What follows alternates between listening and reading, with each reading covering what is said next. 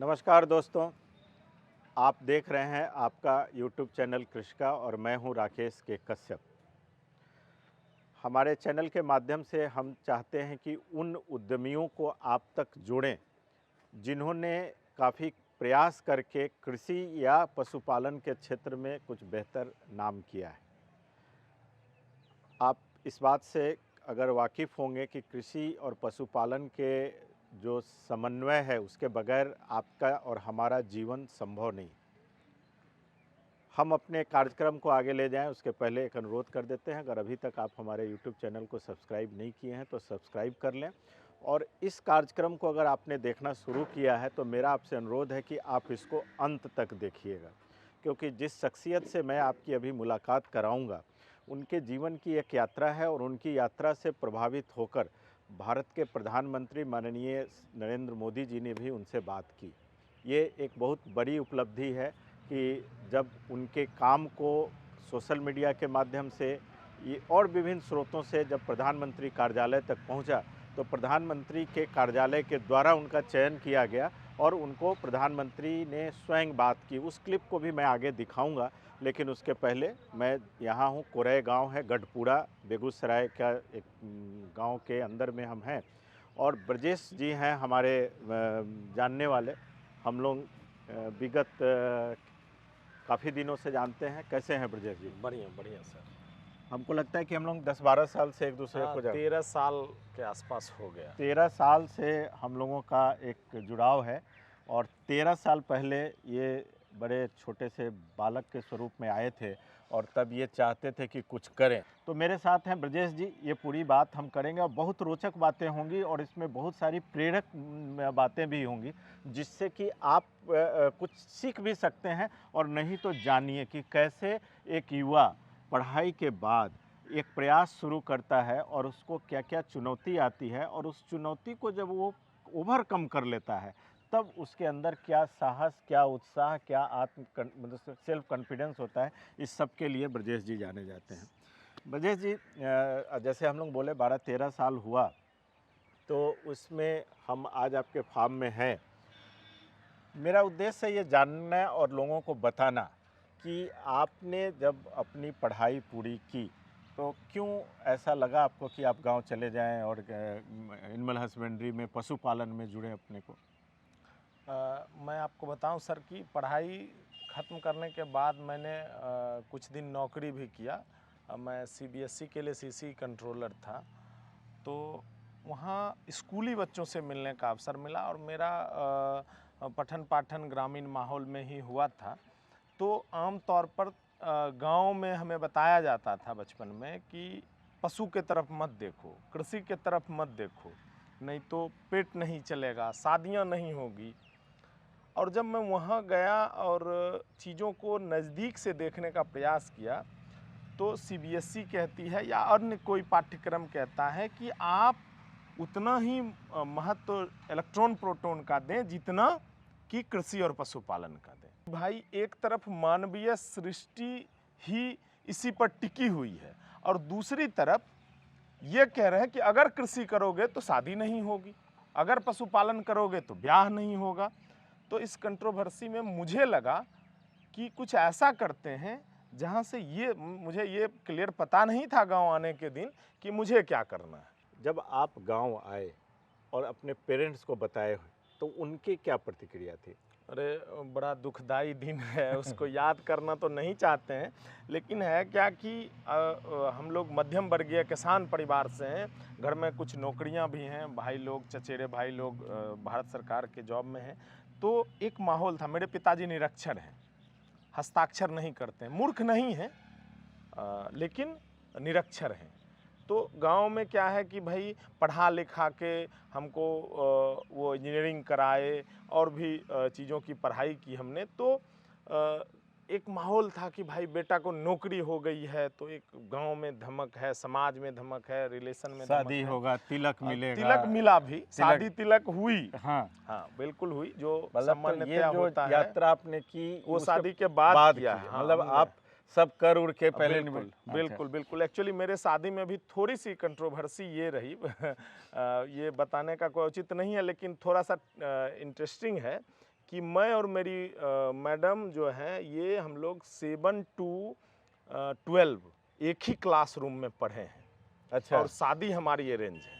कभी बरतुहारी का जो क्रम है उसमें लोग आए तो मुझे इनका फोटो और बायोडाटा मिला, तो मैं देखते कहा चलो एक बार आप फ्लैशबैक में जाते हैं ना कि भाई इतने दिन जिसके साथ, तो पढ़ने के दौरान भी कभी आपकी ऐसा कोई नहीं था, कोई ऐसी attraction आंखें दो नहीं चार था। आप लोगों की नहीं हुई थी? नहीं। खैर आप उसके बाद जो ये उत्पात किए तो उसमें उनका साथ मिला? हाँ, मैडम का साथ मिला, लेकिन घर से ससुराल तक तहलका जरूर रहा। हाँ। और मैं इसको बहुत विस्तृत न करते हुए एक छोटी सी स्टोरी शेयर करना चाहूँगा आपके दर्शकों से भी और आपसे भी। आप तो बड़े भाई हैं, आप पहले दिन से हमारी जर्नी देखे हैं। उसमें सब कुछ समाहित है उस स्टोरी में। मैं गांव आया, ज़मीन घर वालों ने नहीं दिया, तो पशुपालन करना का सोचा, शुरू किया, तो बैंक से लोन की बात करी, वहाँ डन हो गया, कुछ इधर उधर से कर्ज लिया, और एक हमारा मित्र है बचपन का कौशल, उसके साथ हमने यात्रा शुरू करी। तो हमारे गांव में बड़े सम्भ्रांत लोग हैं, राजेंद्र सिंह जी, उनको मैं इतना कन्विंस कर पाया कि उन्होंने अपना ज़मीन तो दिया ही साथ बैंक को अपना ज़मीन मॉर्गेज किया मेरे लोन के लिए, थर्ड पार्टी मॉर्गेज। तो यहाँ से यात्रा शुरू होनी थी, तो सब कुछ हुआ, शेड्यूल बन गया, लेकिन घर वाले चाह रहे थे कि किसी हाल में ये यहाँ से चला जाए। तो अंतिम दिन मेरे पिताजी ने रात को मुझे कहा कि कल गाय आनी थी, मतलब अब गाय आने का दौर शुरू हो रहा था। तो पिताजी कहे कि नहीं मानबे की। तो मैं कहा कि अब तो फंस चुके हैं, अब तो करना है, इसके अलावे कोई ऑप्शन नहीं है, मैंने सारे रास्ते बंद कर लिए हैं। तो उन्होंने कहा कि मेरा बात तुम नहीं मान रहे हो, जब भदबारी का महीना होगा, अंधेरी रात होगी, और जब गाय खुलेगी बनहौटा बाछी, तब फिर जब ठेहुना में चोट लगेगा फिसल के गिरने पर, तब तुमको याद आएगी कि पिताजी कहे थे और हम उनकी बात को नहीं माने। आप अगर इसका संधि विच्छेद करेंगे तो बड़ा भयावह है कि भादों का महीना होगा, बारिश हो रही होगी, अंधेरी रात होगी, और खूंटा का चोट लगेगा, और गाय कौन खुलेगी? बाछी, समझ रहे, जिसमें ज्यादा एनर्जी है। तो वहां से दो रास्ते हैं, एक तो आप इस भयावह दृश्य के डर से भाग जाइए, और दूसरा है कि ये दृश्य हो ही ना, उसकी तैयारी करिए। और मैं उस दिन और आज मेरे पूरे गौशाला में आप खूंटा नहीं देखेंगे। गाय को खुली में रखते थे बड़ा एक और बांधते हैं, तो वहाँ रस्सी का ही खूंटा। ये भी बड़ा रोचक पहलू है। मैं बार बार आपसे एक ही अनुरोध करूंगा कि कार्यक्रम को अंत तक देखिएगा, मज़ा आएगा। मेरा ये मानना है कि कभी कभी समय निकाल कर इन सारे जर्नी को ज़रूर देखें कि कैसे सुदूर गांव में एक युवा को किन किन चुनौतियों का सामना करना पड़ता है। मेरा उद्देश्य यही है, मैं बहुत दिनों से जुड़ा हूं तो बहुत सारी बातें जानता हूं।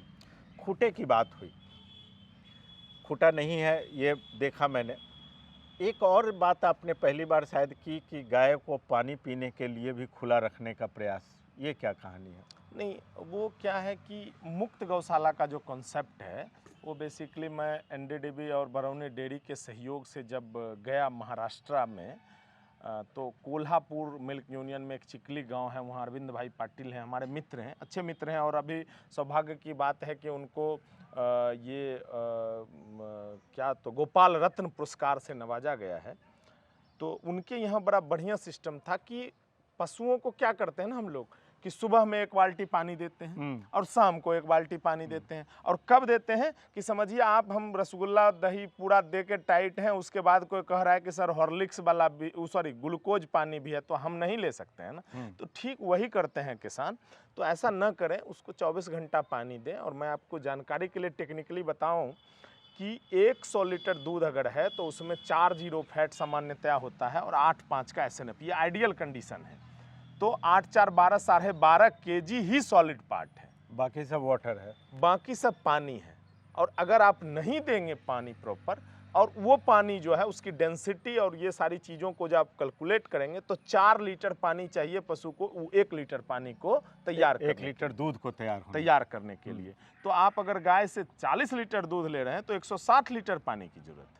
30 लीटर दूध ले रहे हैं तो 120 लीटर पानी की जरूरत है। किसी न किसी तरीके से वो ग्रहण करें, चाहिए आप ग्रेन फॉडर से आ रहा है डायरेक्ट। तो मतलब ये भी एक कारण है कि जब हमारे एक पशुपालक का दूध उत्पादन कम होता है तो उसमें वो पोषण पे तो ध्यान देते हैं, लगता है पानी पे ध्यान नहीं देते। बिल्कुल, ये मेजर पार्ट।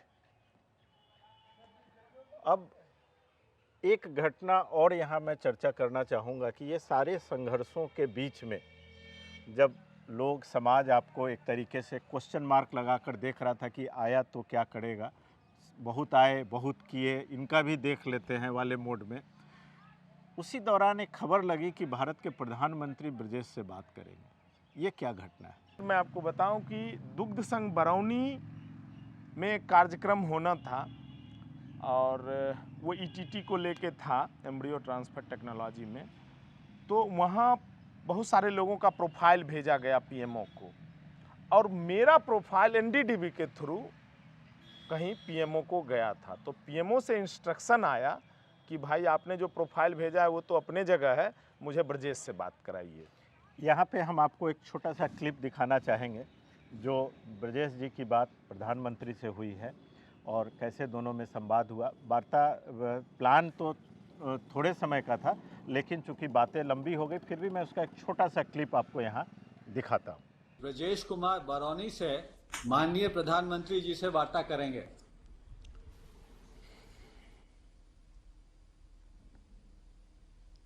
हेलो, माननीय प्रधानमंत्री को मेरा सादर प्रणाम। मैं ब्रजेश कुमार, ग्राम कोड़े, थाना गढ़पुरा, जिला बेगूसराय, जो दूध संघ बरौनी के अधीनस्थ आदर्श किसान दुग्ध उत्पादक सहयोग समिति का एक सदस्य किसान हूं।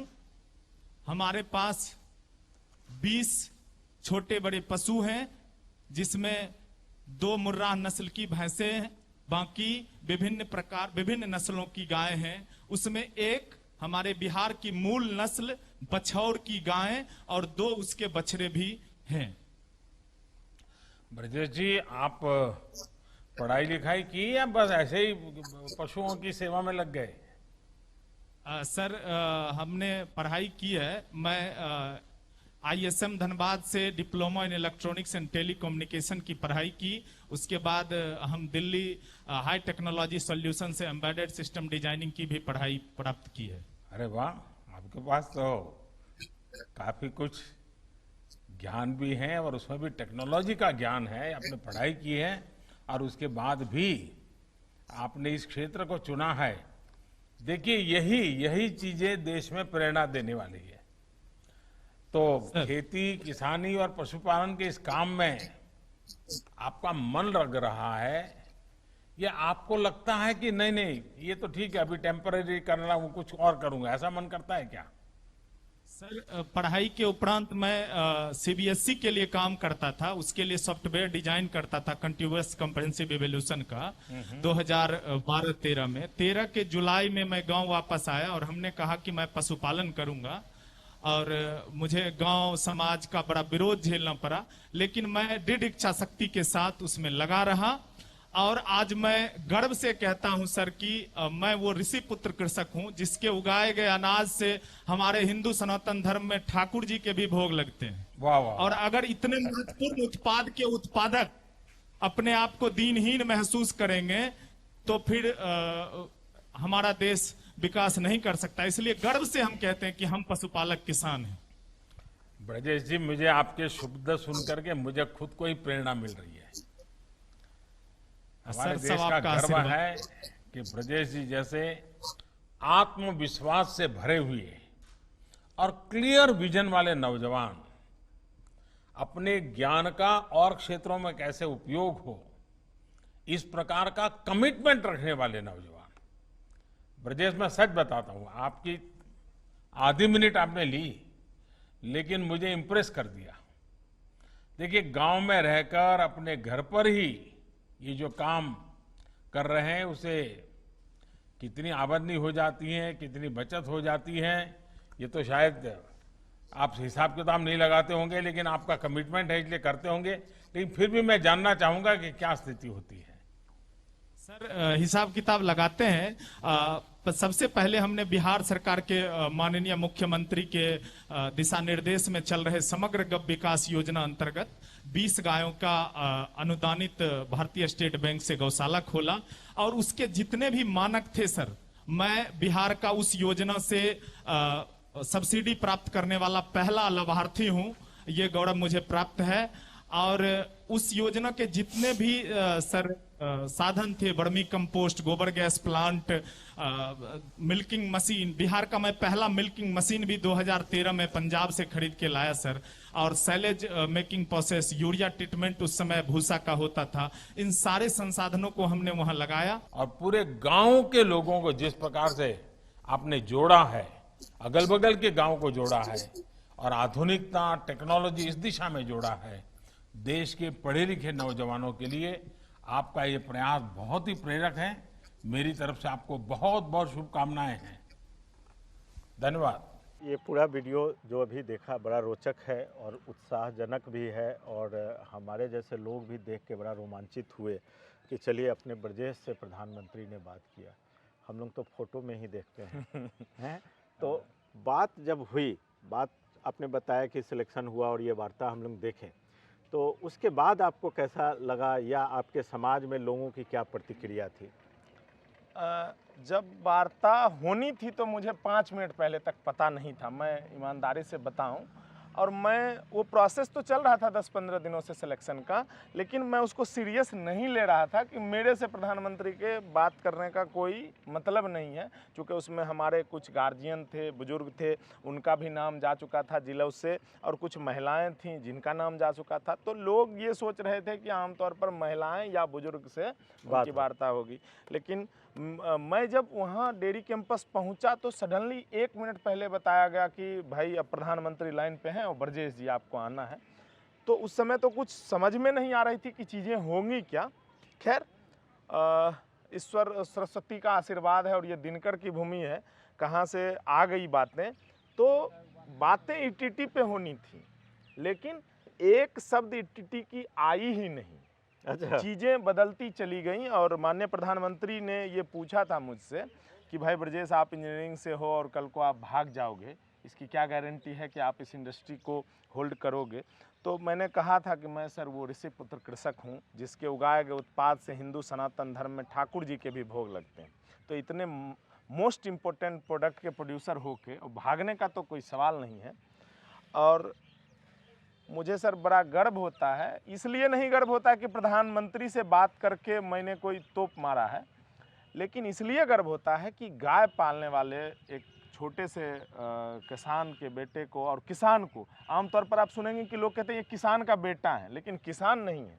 तो किसान से प्रधानमंत्री ने बात किया और पूरे संवाद में आप देख पाएंगे कि उन्होंने बहुत बार कहा कि ब्रजेश जी आपसे सीखने को मिलता है, या इस तरह से इंस्पायरिंग शब्द वो आज भी मेरे जहन में मुझे प्रेरणा देती है कि भाई जब प्रधानमंत्री मेरे कार्यों से इंस्पायर्ड हैं, वो शब्द मैं डिकोड होता है, उनकी हर एक बातों को डिकोड किया जाता है। तो इतना अतुलनीय छल था, तो फिर क्या कहना है। और फिर वो दौर की पत्रकार पूछ रहे हैं कि आप कैसा फील कर रहे हैं, सोशल मीडिया, प्रिंट मीडिया, तो वो था। लेकिन मुझे एक ईश्वर का आशीर्वाद है और गौ माता का आशीर्वाद है कि मैं चीज़ों को स्मूथली लेता हूँ। जब बहुत दुखदाई पल हो तब बहुत घबराता नहीं, और बहुत उत्साह का पल हो तो अपने आपे से बाहर होता नहीं। तो इसलिए एज यूजुअल थोड़ा सा मेरे लिए ये है कि जब कहीं मेरा परिचय होता है तो लोग आमतौर पर कहते हैं ब्रजेश जी ये हैं वो हैं, इनसे प्रधानमंत्री ने भी बात किया है, तो ये मेरे एक सरनेम टाइप हो गया है। कोरे को अगर हम लोग देखें तो एक समय था कि पूछते थे लोग, अभी जब मैं चलता हूँ और आता हूँ तो लोग कहते हैं कि ब्रजेश वाला कोरे, कैसा लगता है आपको? नहीं, ये ऐसा नहीं है। इस धरती ने बहुत से ऐसे पुत्र दिए हैं। मैं आपको जानकारी के लिए बताऊं, यहाँ MBBS हैं, IAS हैं, डॉक्टर हैं, इंजीनियर हैं, बहुत बड़े बड़े पद को होल्ड करते हैं लोग, और अच्छे समाज सेवी भी इस धरती ने दिया है। थोड़ा सा ये है कि आमतौर पर लोग उन्हीं गाँवों को जानते हैं जहाँ से बहुत आमद रफ्त रहता है। तो मेरे कारण और मेरे इस गौशाला के कारण यहाँ दुग्ध संघ बरौनी और NDDB के सहयोग से जो ट्रेनिंग सेंटर वगैरह के कार्यक्रम हुए, तो उसमें लगभग आई थिंक 12-15 हज़ार लोग यहाँ 4 जिलों के विभिन्न गांवों से आए हैं। तो इस कारण से थोड़ा सा एक होता है कि ब्रजेश, अच्छा कोरे मतलब ब्रजेश और ब्रजेश वाला गांव, तो जो लोग हमको जानते हैं वैसा प्यार देते हैं, अच्छा लगता है। इस कार्यक्रम को यहीं देते हैं विराम, और गौ पालन से संबंधित या गांव के परिवेश से संबंधित बहुत सारी बातें अब मैं ब्रजेश जी के साथ लेकर आऊँगा आपके लिए, लेकिन आपको उसके लिए एक छोटा सा प्रयास करना है कि आप मेरे इस यूट्यूब चैनल को सब्सक्राइब कर लें, लाइक करके बेल आइकॉन ज़रूर दबाएं।